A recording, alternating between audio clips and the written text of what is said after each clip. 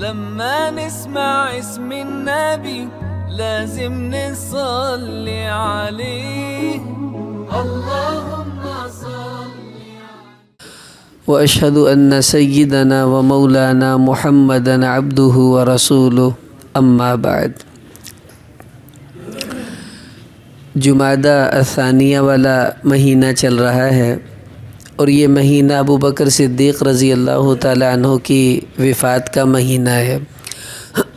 تو اسی مناسبت سے آج ہم نے اپنے درس کا موضوع بھی رکھا ہے کہ قرآن اور ابو بکر صدیق رضی اللہ تعالیٰ عنہ، یعنی اللہ کے کلام نے صدیق اکبر رضی اللہ تعالیٰ عنہ کے بارے میں کیا ارشاد فرمایا اور ان کی کیا شان جو ہے وہ بیان کی گئی ہے۔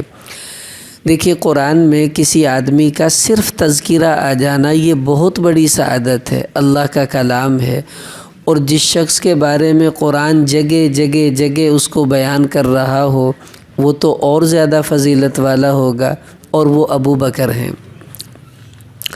10واں سپارہ ہے، اللہ تعالیٰ نے ارشاد فرمایا حضور علیہ السلام اور ابو بکر صدیق یہ دونوں ہجرت کے سفر میں ہیں اور غار ثور پر تشریف لے گئے چھپنے کے لیے، 3 دن وہاں پر رہے۔ اب اس غار میں جب یہ لوگ تھے تو وہاں پر کفار جو تھے وہ قدموں کے نشانات کا پیچھا کرتے ہوئے وہاں تک پہنچ گئے۔ اب حضرت ابو بکر نے دیکھا تو ایک دم گھبرا گئے، تو حضور علیہ السلام نے فرمایا، یہ حدیث ہے کہ اے ابو بکر ما ظنک باثنین اللہ ثالثہما، ان 2 کے بارے میں تیرا کیا خیال ہے جن کا تیسرا اللہ ہے، مطلب تجھے گھبرانے کی ضرورت نہیں۔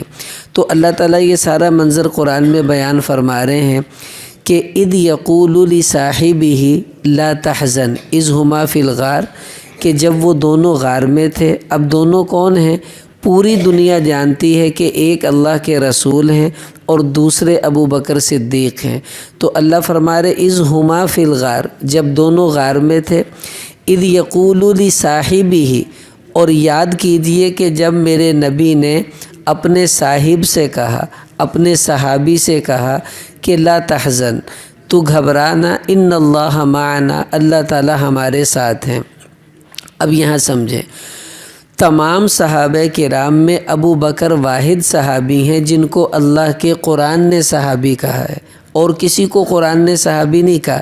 صرف ابو بکر صدیق رضی اللہ عنہ واحد صحابی ہیں جس کو اللہ کا قرآن کہہ رہا ہے اذ یقول لصاحبہ، ابو بکر صحابی ہیں۔ اسی لیے علماء فرماتے ہیں کہ جو آدمی ابو بکر صدیق رضی اللہ تعالیٰ عنہ کی صحابیت کا انکار کر دے وہ قرآن کا منکر ہونے کی وجہ سے کافر ہو جاتا ہے، اس میں کوئی شک شبے کی بات نہیں ہے۔ تو ایک تو اس آیت نے حضرت ابو بکر کو صحابی کہا۔ اگلی بات بڑے مزے کی ہے کہ اللہ کے نبی نے فرمایا لا تحزن، اللہ تعالیٰ فرما رہے میرے نبی نے کہا کہ غم نہ کر۔ دیکھیں، یہاں جو لفظ آنا چاہیے تھا وہ آنا چاہیے تھا خوف کا، کہ لا تخف، خوف نہ کر، لیکن کہا کیا گیا لا تحزن، گھبرانا، پریشان نہ ہو۔ اب یہ فرق ہے، خوف کس کو کہتے ہیں؟ جو بندہ اپنے اوپر اپنی وجہ سے کرتا ہے۔ موسیٰ علیہ السلام اللہ نے قرآن میں فرمایا کہ انہوں نے لاٹھی پھینکی تو وہ سانپ بن گیا، تو وہ پیچھے پیچھے سانپ دوڑا تو اللہ تعالیٰ نے فرمایا لا تخف، اے موسیٰ گھبرانا، سنعیدھا سیرتھا الاولیٰ، ہم اس کو دوبارہ لاٹھی بنا دیں گے۔ کیونکہ موسیٰ علیہ السلام کو سانپ سے اپنے بارے میں ڈر تھا، یہ مجھے نقصان دے گا۔ لیکن حزن کس وقت بولا جاتا ہے؟ لا تحزن، کہ جب کسی دوسرے کی فکر آپ کو لاحق ہو۔ اب دیکھو نا، کسی ماں کا بیٹا جو ہے وہ آتا ہے ماں کا پتہ لینے، ماں بیمار ہے اور بیٹا یوں بیٹھا ہے پریشان ہو کر، تو ماں اپنے بیٹے سے کیا کہتی ہے کہ پت گھبرانا، میں ٹھیک ہو جائیں گی۔ کیا کہتی ہے؟ پت گھبرانا، میں ٹھیک ہو جائیں گی۔ کیوں؟ اس کی وجہ یہ ہے کہ ماں سمجھتی ہے کہ میرے بیٹے کو میری پریشانی لاحق ہے، تو اس کا عربی میں ترجمہ کریں گے لا تحزن، کہ بیٹا گھبرانا۔ اب حضور علیہ السلام ابو بکر دونوں موجود ہیں۔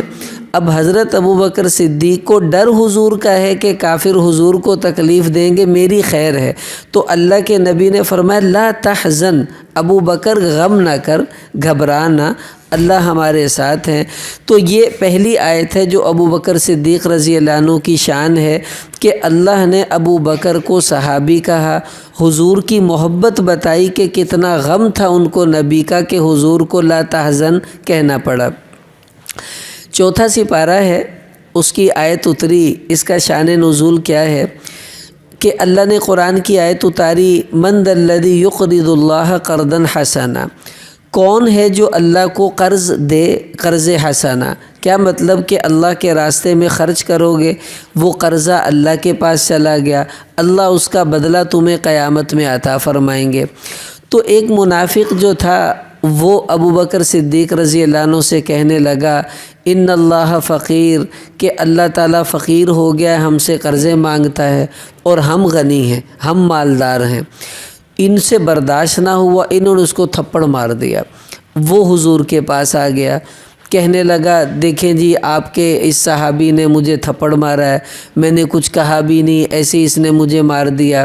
حضور علیہ السلام نے بلایا، ابو بکر ما حملک علی ھذا، یہ بتاؤ تم نے اس کو تھپڑ مارا ہے؟ کہا جی مارا ہے۔ کیوں مارا ہے؟ کہا انہو قال قولا عظیما، اس نے بہت بڑی بات کی، یہ کہتا ہے اللہ فقیر ہیں اور ہم غنی ہیں۔ تو حضور علیہ السلام نے اس سے کہا بھی تو نے یہ بات کہی؟ وہ صاف ہی مکر گیا، کہتا جی میں تو کہی نہیں، یہ ایسے ہی جھوٹ بول رہا ہے، میں نے تو یہ بات کی نہیں۔ اب ابو بکر صدیق جھوٹے پڑ رہے تھے، اب صدیق ہو اور جھوٹا ہو یہ نہیں ہو سکتا۔ فوراً اللہ نے قرآن اتار دیا، لقد سمع اللہ قول الذین قالوا ان اللہ فقیر ونحن اغنیاء، کہ اے میرے حبیب اللہ نے سن لی تھی اس بندے کی بات جو یوں کہہ رہا تھا اللہ تعالیٰ فقیر ہے اور ہم مالدار ہیں، وہ یہی کم بخت ہے جو یہ بات کہنے والا ہے۔ تو اللہ نے فوراً ابو بکر صدیق کی صفائی اتار کر ان کی شان کو بتایا، یہ وہ خاندان ہے جن کی صفائی اللہ کا قرآن دیتا ہے۔ بیٹی سیدہ عائشہ رضی اللہ عنہا ہیں، ان پر منافقین نے الزام لگایا، اللہ تعالیٰ نے قرآن میں ان کی براءت کو نازل کیا، 1.5 رکوع اترا حضرت عائشہ کے بارے میں، اللہ نے صاف کہہ دیا میری عائشہ بالکل پاک صاف ہے۔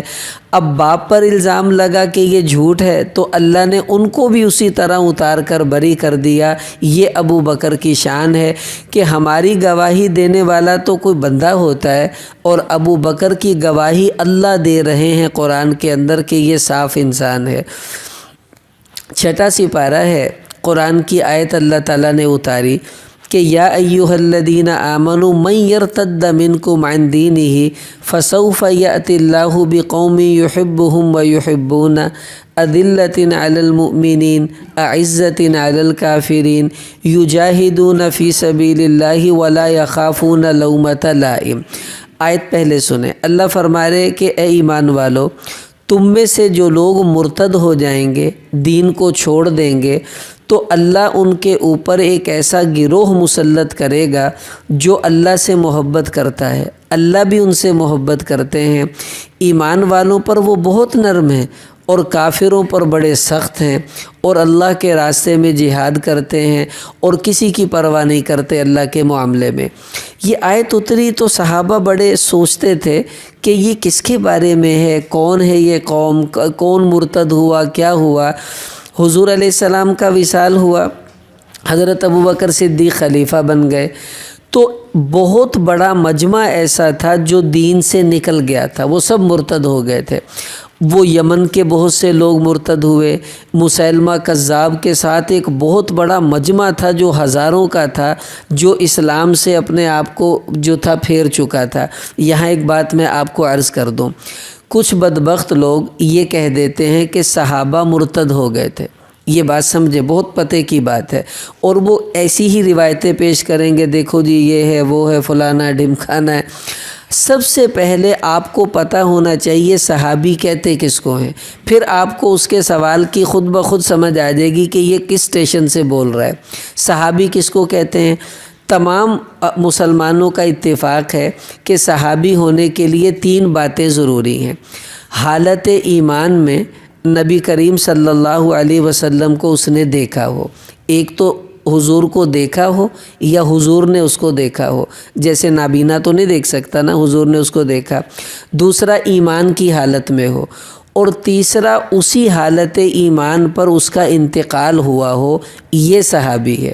اب جس نے حضور کو دیکھا، ایمان بھی لایا، لیکن مرتد ہو گیا اور حالت ایمان پر اس کا انتقال نہیں ہوا، وہ صحابی نہیں ہوتا، وہ صحابی نہیں ہوتا۔ صحابی کبھی بھی مرتد نہیں ہو سکتا، کیوں؟ صحابی اس کو کہتے ہیں جس کی روح نکلے تو حالت ایمان میں نکلے۔ اب جب اس کی روح نکل گئی، ہن مرتد ہونے کیڑے ویلے ہونا، آپ بتائیں۔ اور جو پہلے مرتد ہو جاتا ہے وہ صحابی نہیں ہوتا، اس کو ہم کہیں گے ایک مسلمان تھا، وہ نکل گیا اسلام سے، مرتد ہو گیا۔ صحابی ہونے کے لیے شرط ہے کہ اس کا خاتمہ ایمان پر ہو، اور جس کا خاتمہ ایمان پر ہوا وہ مرتد کیسے ہو سکتا ہے، آپ بتائیں۔ تو کچھ لوگ تھے وہ اسلام سے نکلے، مسیلمہ کذاب، اس نے نبوت کا دعویٰ کیا، تو اس وقت حضرت ابوبکر صدیق نے ان سے جہاد کیا، مسلمان ان کے ساتھ ملے۔ جب وہ جہاد ہوا اور سارا معاملہ ہوا، صحابہ فرماتے ہیں ہمیں اس وقت پتہ چلا یہ آیت ابوبکر صدیق کے بارے میں نازل ہوئی تھی کہ یہ وہ ہوگا جس کے ساتھ ایک ایسی میجورٹی ہوگی، یہ ان کو لیڈ کرے گا، اور یہ ایسا گروہ تھا جو اللہ سے محبت کرتا تھا، اللہ بھی ان سے پیار کرتے تھے۔ اذلۃ علی المؤمنین، ایمان والوں پر نرم۔ ترمذی میں حدیث آتی ہے، اللہ کے نبی نے فرمایا ارحم امتی بی امتی ابو بکر، میری امت میں سب سے نرم دل آدمی وہ ابو بکر ہے۔ اذلۃ علی المؤمنین، اور عزت علی الکافرین، کافروں کے بارے میں سخت۔ حضرت عمر آگے کہنے لگے اے ابو بکر اس وقت آپ جہاد نہ کریں، وہ بہت بڑا مجمع مدینہ خالی ہو جائے گا۔ تو ابو بکر صدیق نے دھکا مارا، حضرت عمر پیچھے گئے، فرمانے لگے اچھا اجبار فی الجاہلیت و خوار فی الاسلام، عمر جب تو کافر تھا اس وقت تو بڑی تو بہادری دکھاتا تھا، اب مسلمان ہو کے بزدل ہو گیا ہے، کہ کوئی بھی نہ جائے، ابو بکر اکیلا ان کے ساتھ لڑے گا۔ یہ تھا کہ وہ کافروں کے مقابلے میں بڑے سخت ہوں گے، عزت علی الکافرین، اور پھر لڑے اور کسی کی پرواہ ابو بکر صدیق نے نہ کی۔ تو صحابہ فرماتے جب یہ معرکہ ہوا ہمیں اس وقت پتہ چلا کہ یہ آیت تو ابو بکر صدیق کے بارے میں اتری تھی، اللہ نے ان میں وہ ساری صفات جمع کر رکھی تھی۔ 18واں سپارہ ہے، حضرت عائشہ رضی اللہ تعالیٰ عنہ پر منافقین نے تہمت لگائی، تو کچھ مسلمان بھی لا علمی کی وجہ سے اس کا شکار ہو گئے، یوں کہنے لگے کہ ہاں ہو سکتا ہے، کیا پتہ، انسان تو انسان ہی ہوتا ہے۔ تو ان کہنے والوں میں حضرت مصطح، یہ بھی صحابی ہیں رضی اللہ عنہ، یہ بھی کچھ شریک ہو گئے تھے۔ انہوں نے بھی کہا ہاں کیا خبر ہے، ہو سکتا ہے بھائی اللہ ہی عیوب سے بری تو اللہ ہے یا اس کا نبی ہے۔ اب جب یہ تھوڑے شریک ہوئے اس بات میں، ادھر اللہ نے قرآن اتار کر حضرت عائشہ کو بری کر دیا۔ تو یہ مصطح ابو بکر صدیق رضی اللہ تعالیٰ عنہ کے رشتہ دار تھے اور بہت غریب تھے۔ حضرت ابو بکر صدیق ان کے پورے خاندان کا خرچہ خود اٹھاتے تھے، ان کا راشن، روٹی، پانی سب ان کی ذمہ داری تھی۔ جب ان کو پتہ چلا کہ اوہو، یعنی ہم تمہیں کھانا دیں، روٹی دیں، سب کچھ دیں، اور تم میری ہی بیٹی پر الزام لگاؤ کہ آج کے بعد تمہارا راشن بند، آج کے بعد تمہارا خرچہ بند۔ جب یہ کہا ابو بکر صدیق رضی اللہ عنہ نے، فوراً اللہ نے قرآن اتارا، فرمایا وَلَا يَأْتَلِ أُولِي الْفَضْلِ مِنْكُمْ وَالسَّعَةِ، کہ اے نبی ان سے کہو کہ وہ لوگ جو تم میں فضیلت والے ہیں، وسعت والے ہیں، ان کو زیب نہیں دیتا وہ اس طرح لوگوں کا راشن بند کریں۔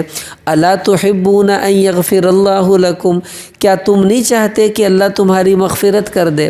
حضور نے فرمایا ابو بکر اللہ کہہ رہے ہیں کہ یہ اچھا نہیں کیا، تم مغفرت نہیں چاہتے اپنی؟ تو ابو بکر صدیق رضی اللہ عنہ کہنے لگے کیوں نہیں میں ضرور اپنی مغفرت چاہتا ہوں۔ اور پہلے ان کو مثلاً 500 روپے دیتے تھے تو اب ابو بکر نے 1000 دینا شروع کر دیا اور اس کو معاف بھی کر دیا اور خرچہ بھی بڑھا دیا۔ اب یہاں علماء فرماتے 2 باتیں بڑے پتے کی ہیں۔ ایک تو یہ اللہ نے ابو بکر صدیق کو اولو الفضل فضیلت والا کہا، دوسرا ابو بکر صدیق کے مال کو فضل کہا، یعنی مال تو مال ہی ہوتا ہے، لیکن ابو بکر جس پر خرچ کرے وہ سعادت سمجھے کہ ابو بکر کا خرچ کرنا فضل ہی فضل ہے، وہ جس پر بھی خرچ کر رہا ہے۔ پھر یہ کہا الا تحبون ان یغفر اللہ لکم، کیا تم نہیں چاہتے ابو بکر اللہ تمہاری مغفرت کر دے؟ کہا میں چاہتا ہوں۔ یہاں سے ابو بکر صدیق کی مغفرت کا بھی اعلان اللہ نے کر دیا کہ یہ بخشا بخشایا انسان ہے۔ تو یہ آیت بھی ابو بکر صدیق رضی اللہ تعالیٰ عنہ کے بارے میں نازل ہوئی۔ پیچھے بیٹی کے بارے میں فوراً اللہ نے باپ کے بارے میں اتاری۔ کیا گھرانہ ہے جن کا ذکر اللہ کے قرآن میں ہو رہا ہے، بڑی فضیلت اور سعادت کی بات ہے ان حضرات کے لیے۔ پھر 24ویں سپارے میں اللہ نے آیت اتاری والذی جاء بالصدق وصدق بہ۔ یہ بڑی عجیب آیت ہے۔ اللہ فرما رہے کہ وہ جو سچ لے کر آیا اور وہ جس نے اس سچے کی تصدیق کی کہ یہ ٹھیک کہہ رہا ہے، اولئک ھم المتقون، یہ سب تقوی والے ہیں۔ جو سچ لایا وہ بھی متقی، اس سے مراد نبی کریم صلی اللہ علیہ وسلم ہے۔ وصدق بہ، اور جس نے اس کی تصدیق کی، اس کو سچا مانا، یہ ابو بکر صدیق رضی اللہ تعالیٰ عنہ ہیں۔ حضرت علی رضی اللہ تعالیٰ عنہ فرماتے اس سے مراد ابو بکر صدیق ہیں، اور مفسرین نے اس پر بہت بحث کی کہ علماء کا اجماع ہے کہ اس آیت سے مراد ابو بکر صدیق رضی اللہ تعالیٰ عنہ ہیں۔ اب یہ کیسے ہیں آپ اس کو سمجھیں۔ دیکھیں اللہ تعالیٰ نے قرآن میں نبیوں کے بارے میں فرمایا مصدقا لما بین یدی، ہر نبی پچھلے نبی کو سچا کہتا ہے، تو جو سچا کہتا ہے اس کو مصدق کہتے ہیں۔ مصدق مثلا ہمارے نبی آئے، انہوں نے آ کر کہا سارے نبی سچے ہیں، تو حضور علیہ السلام سارے نبیوں کے لیے مصدق بنے۔ اب اللہ نے حضرت محمد صلی اللہ علیہ وسلم کو آخری نبی بنایا۔ اب ہر اگلا نبی پچھلے نبی کی تصدیق کرتا تھا، مصدق بنتا تھا۔ اب ہمارے نبی کے بعد تو کسی نبی نے آنا نہیں تھا، تو ہمارے نبی کی تصدیق کرنے کے لیے اللہ نے ابو بکر کو چنا، یہ مصدق بنا ہے۔ دیکھو کیا عجیب شان ہے کہ انبیاء سے جو کام اللہ لیتے رہے وہی کام اللہ نے ابو بکر صدیق سے لیا۔ ہر نبی نے کسی نبی کی تصدیق کی ہے، اور قربان جائیں ابو بکر کے نصیب پر کہ اس نے سردار الانبیاء کی تصدیق کی ہے۔ اور اللہ فرما رہے والذی جاء بالصدق وصدق بہ، کہ یہ صدق بہ یہ ابو بکر ہے جس نے تصدیق کی۔ علماء فرماتے کہ یہاں پر حضور علیہ السلام کی ختم نبوت کی دلیل ابو بکر بنے ہیں۔ وہ کیسے؟ دیکھیں ہر نبی کی تصدیق اگلا نبی کرتا تھا، اب اللہ نے حضور علیہ السلام کی تصدیق ابو بکر سے کروائی، اور کیوں کروائی یہ بتانے کے لیے یہ کام تو نبی کیا کرتا ہے، ابو بکر امتی ہے نبی نہیں ہے، یہ میرے نبی کی تصدیق اس لیے کر رہا ہے کہ اب میرے نبی کے بعد کسی نبی نے نہیں آنا۔ تو ابو بکر ختم نبوت کی دلیل بنائی اللہ تعالیٰ نے کہ یہ سب سے بڑی ختم نبوت کی دلیل ہے کہ اس نے میرے نبی کی تصدیق کر کے یہ بتا دیا کہ آنا تو نبی نے تھا تصدیق کرنے کے لیے، لیکن یہ خاتم النبیین، اب کوئی نبی نہیں آئے گا، اب وہ کام میں کر رہا ہوں ابو بکر۔ تو اسی لیے آپ صلی اللہ علیہ وسلم نے ان کو، بخاری شریف میں حدیث آتی ہے حضور علیہ السلام احد پہاڑ پر ہیں، اللہ کے رسول ابو بکر عمر عثمان 4 بندے ہیں، چلتے جا رہے ہیں، ایک دم احد پہاڑ ہلا جیسے زلزلہ آتا ہے، تو حضور نے پاؤں مارا احد پہاڑ کے اوپر اور فرمایا اثبت یا احد، اے احد اپنی جگہ پر ٹھہر جا، فإنما علیک نبی و صدیق و شہیدان، تیرے اوپر ایک نبی ہے، ایک صدیق ہے اور 2 شہید ہیں۔ نبی حضور 2 شہید، حضرت عمر شہید ہوئے، عثمان غنی رضی اللہ عنہ شہید ہوئے، اور صدیق ابو بکر تھے۔ تو اللہ کے نبی نے بھی ان کو صدیق فرمایا۔ تو یہ آیت حضرت ابو بکر صدیق کی شان ہے کہ اللہ نے ان کو ختم نبوت کی دلیل بھی بنایا اور حضور کا مصدق بنایا۔ یہ بہت بڑی ان کے لیے سعادت ہے۔ اس کے بعد اللہ تعالیٰ نے ایک اور آیت ان کی شان میں اتاری۔ یہ 26واں سپارہ ہے، 27واں سپارہ۔ اللہ تعالیٰ نے فرمایا کہ لا یستوی منکم من انفق من قبل الفتح وقاتل، کہ وہ لوگ جنہوں نے فتح سے پہلے اپنا مال خرچ کیا اور قتال کیا، وہ لوگ اور بعد والے لوگ یہ کبھی برابر نہیں ہو سکتے، یہی فضیلت والے ہیں۔ امام رازی رحمۃ اللہ علیہ فرماتے ہیں کہ اس آیت میں اللہ تعالیٰ نے جس کو خطاب کیا، جس کو مراد لیا، وہ ابو بکر صدیق رضی اللہ تعالیٰ عنہ ہے۔ کیوں؟ لِأَنَّهُ أَوْ كَانَ أَوَّلَ مَنْ أَنفَقَ الْمَالَ عَلَى رَسُولِ اللَّهِ فِي سَبِيلِ اللَّهِ، کہ ابو بکر پہلا مرد ہے جس نے اپنا سارے کا سارا مال اللہ کے رسول پر خرچ کر دیا۔ اور یہ وہ تھا جس کے بارے میں حضور نے فرمایا، میں ساری دنیا کا احسانوں کا بدلہ دے چکا، اے ابو بکر تیرے احسانوں کا بدلہ اللہ ہی دیں گے۔ اتنا خرچ کیا۔ تو امام رازی رحمۃ اللہ علیہ مفسر ہیں، تفسیر کبیر میں فرماتے ہیں اس آیت میں مراد ابو بکر ہیں کہ یہ پہلا بندہ ہے جس نے خرچ کیا اللہ کے نبی پر اور اللہ کے دین پر۔ 28ویں سپارے میں ایک آیت حضرت ابو بکر صدیق رضی اللہ عنہ کی شان میں بڑی عجیب ہے۔ آیت کا آپ مفہوم سنیں۔ لا تجد قوم یؤمنون باللہ والیوم الآخر یوادون من حاد اللہ ورسولہ ولو کانوا آباءہم۔ آگے آیت ہے، اللہ تعالیٰ فرما رہے اے میرے نبی، کچھ ایسے لوگ ہیں جو اللہ سے، اس کے رسول سے محبت کرتے ہیں، آخرت پر ایمان لاتے ہیں، اللہ پر ایمان لاتے ہیں، یہ وہ ہیں ان کے سامنے ان کا باپ بھی آ جائے اور وہ باپ میرا اور میرے نبی کا دشمن ہوگا، یہ اس کی کوئی پرواہ نہیں کریں گے، یہ ایسے لوگ ہیں۔ اب یہ آیت کب اتری ہے؟ حضرت ابو بکر صدیق کے والد ابو قحافہ بعد میں مسلمان ہو گئے تھے، پہلے جب یہ مسلمان نہیں تھے تو ان کے والد نے اللہ کے نبی کے بارے میں کچھ سخت باتیں کی، غلط باتیں کی، جس کو ہم کہہ لیں گالی دے دی۔ تو اب باپ ہے، ابو بکر صدیق مسلمان ہے، باپ کافر ہے، اس نے حضور کو برا کہہ دیا تو انہوں نے اپنے باپ کو پکڑ کر نیچے دے مارا اور اوپر بیٹھ گئے۔ بعد میں حضور کو پتہ چلا کہ اے ابو بکر تو نے اپنے باپ کے ساتھ یہ سلوک کیا ہے، اس کو نیچے پھینکا ہے؟ کہا جی بالکل پھینکا ہے۔ کہا اگر میرے پاس کہیں تلوار ہوتی تو میں اس کی گردن بھی اتار دیتا۔ کہا ابو بکر کیا کہہ دیا تھا اس نے؟ کہا حضور اس نے آپ کو گالی دی ہے اور مجھ سے برداشت نہیں ہوتا کوئی آپ کو برا کہہ دے۔ فوراً اللہ نے قرآن اتار کے فرمایا اے میرے حبیب دیکھ ایسے بھی لوگ ہیں کہ جو تجھ سے اتنا پیار کرتے ہیں کہ مقابلے میں باپ بھی آ جائے تو اس کی پرواہ نہیں کرتے، وہ تیرے پہ جان چھڑکنے والے ہیں۔ اور یہ آیت ابو بکر صدیق رضی اللہ تعالیٰ عنہ کے بارے میں آئی۔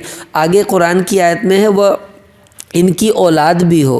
یہ بھی ایک روایت آتی ہے کہ جنگ بدر جب ہو رہی تھی تو حضرت ابو بکر صدیق کا بیٹا عبد الرحمن یہ اس وقت مسلمان نہیں ہوا تھا، یہ کافروں کی طرف سے آیا، تو انہوں نے اس کو مقابلے کے لیے چیلنج کیا، آج ہے گا تیرے چے ہمت۔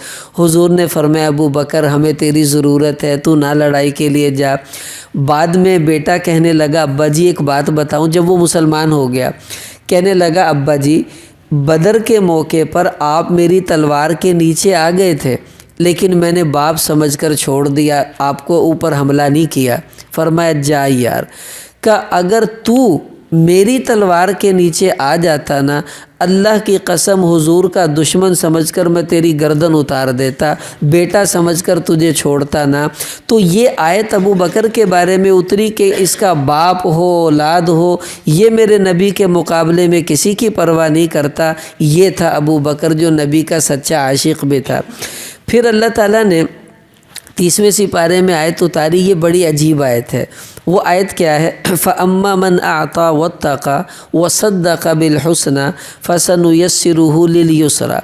یہ صورت چل رہی ہے، اللہ فرما رہے کچھ ایسے لوگ ہیں جو خرچ کرتے ہیں، اللہ سے ڈرتے ہیں، نیک کام بہت آسانی سے کر لیتے ہیں۔ پھر چلتے چلتے اللہ تعالیٰ نے فرمایا وَسَيُجَنَّبُهَا الْأَتْقَى، کہ اس دوزخ سے اللہ عنقریب بچ جائے گا وہ آدمی جو اتقا ہوگا، سب سے بڑا متقی ہوگا، وہ اس کو اللہ دوزخ سے بچا لیں گے۔ یہ کون ہے؟ الذی یعطی مالہ یتزکا، جو اپنا مال خرچ کرتا ہے تاکہ پاک ہو جائے۔ وما لأحد عندہ من نعمت تجزا، اور اس نے جو خرچ کرتا ہے کسی سے بدلہ لینے کے لیے نہیں کرتا، الا ابتغاء وجہ ربہ الاعلی، صرف اس لیے خرچ کرتا ہے کہ میرا اللہ مجھ سے راضی ہو جائے۔ اب آپ دیکھیں یہ آیت جب یہ اتری ہیں تو امام راضی رحمۃ اللہ علیہ فرماتے ہیں اجمع المفسرون علی انہا نزلت فی ابی بکرین، تمام مفسرین کا اجماع ہے اس بات پر کہ یہ آیتیں ابو بکر صدیق کے بارے میں ہی نازل ہوئی ہیں۔ اب سمجھے اس میں اللہ نے کہہ کیا دیا؟ اللہ نے فرمایا وَسَيُجَنَّبُهَا الْأَتْقَى، کہ جو اتقا ہے سب سے بڑا متقی اللہ اس کو بچائیں گے۔ تو اس کا مطلب ہے اللہ نے فرمایا سب سے بڑا متقی ابو بکر ہے۔ ادھر اللہ نے قرآن میں فرمایا ان اکرمکم عند اللہ اتقاکم، تم میں سب سے زیادہ عزت والا اللہ کے ہاں وہ ہے جو اتقا ہے۔ اور یہاں اللہ نے اتقا کس کو کہا؟ ابو بکر کو۔ اسی لیے علماء فرماتے افضل البشر بعد الانبیاء، کہ نبیوں کے بعد سب سے افضل ترین انسان ابو بکر صدیق ہیں، کیونکہ اللہ نے ان کو اتقا کہا کہ نبیوں کے بعد سب سے بڑا متقی وہ ابو بکر صدیق ہے۔ تو یہ ان کی شان میں اتری ہے آیت۔ اب یہ صورت ختم ہو رہی ہے، آگے سورہ والضحیٰ شروع ہو رہی ہے۔ اب آپ ذرا سمجھیں اللہ پاک کتنی محبت دے رہے ہیں۔ سورہ والضحیٰ میں اللہ تعالیٰ نے حضور کو فرمایا وَلَسَوْفَ يُعْتِيكَ رَبُّكَ فَتَرْضَىٰ، اے میرے حبیب تیرا رب تجھے اتنا دے گا کہ تو راضی ہو جائے گا، کہ تو راضی ہو جائے گا۔ اس سے پیچھے صورت یہی والی، اللہ فرما رہے یہ ابو بکر ہے، یہ خرچ کرتا ہے تاکہ اللہ راضی ہو جائے، اور آگے فرمایا وَلَسَوْفَ يَرْضَىٰ، یہ ختم ہوا، آگے ہے فَسَوْفَ تَرْضَىٰ، اپنے نبی سے کہا فَتَرْضَىٰ وَلَسَوْفَ يُعْتِيكَ رَبُّكَ فَتَرْضَىٰ۔ اب آپ غور کریں، اپنے نبی کو اللہ کہہ رہے ہیں فَتَرْضَىٰ، اور ابو بکر کو کہہ رہے ہیں وَلَسَوْفَ يَرْضَىٰ۔ کیا مطلب؟ کہ اے حبیب تجھے اتنا دوں گا کہ تو خوش ہو جائے گا، اور تیرے یار کو بھی اتنا دوں گا کہ وہ بھی خوش ہو جائے گا۔ یہ دیکھیں کیسی مناسبت ہے کہ جو لفظ اللہ نے حضور کے لیے استعمال کیے وہی ابو بکر کے لیے استعمال کیے۔ یہ ہے ابو بکر کی شان، کتنا اللہ نے ان کو نوازا ہے۔ دیکھیں آخر میں ایک بات سمجھ لیجئے، پورے قرآن میں اللہ نے صرف ایک صحابی کا نام لیا ہے، باقی کسی صحابی کا نام قرآن میں نہیں ہے۔ وہ صحابی کون ہے؟ وہ حضرت زید ہیں۔ 22واں سپارہ ہے فلما قضا زید منہا وطرا زوجناکہا، یہ حضور کے منہ بولے بیٹے بھی تھے۔ صرف ایک صحابی کا نام قرآن میں ہے، وہ زید رضی اللہ عنہ، اور کسی کا نام نہیں ہے۔ لیکن ابو بکر صدیق رضی اللہ تعالیٰ عنہ کی شان جگہ جگہ اللہ تعالیٰ نے بیان کی ہے کہ یہ وہ آیتیں ہیں جو قیامت تک ہمیں بتاتی رہیں گی کہ کوئی تھا جس کو اللہ اتنا پیار کرتے تھے کہ اللہ کہہ رہے ہیں کہ وہ اللہ سے راضی ہوگا، اس کا رب اسے اتنا عطا کرے گا، اور وہ ابو بکر صدیق رضی اللہ تعالیٰ عنہ ہی تھے۔ تو یہ چند آیات تھی جو ان کے بارے میں اللہ تعالیٰ نے نازل فرمائی تھی۔ اگلا ہمارا درس انشاءاللہ ابو بکر صدیق رضی اللہ تعالیٰ عنہ کے بارے میں ہی ہوگا، لیکن اس کا موضوع کیا ہے کہ حضور نے ابو بکر کی کیا شان بیان کی ہے۔ یہ تو تھا نا اللہ کا قرآن کیا کہہ رہا ہے، اب اللہ کا رسول کیا کہتا ہے ابو بکر صدیق کے بارے میں۔ یہ بھی بڑا عجیب ان کی شان ہے جو حضور کی زبان اطہر سے جو ہے وہ بیان ہوئی ہے۔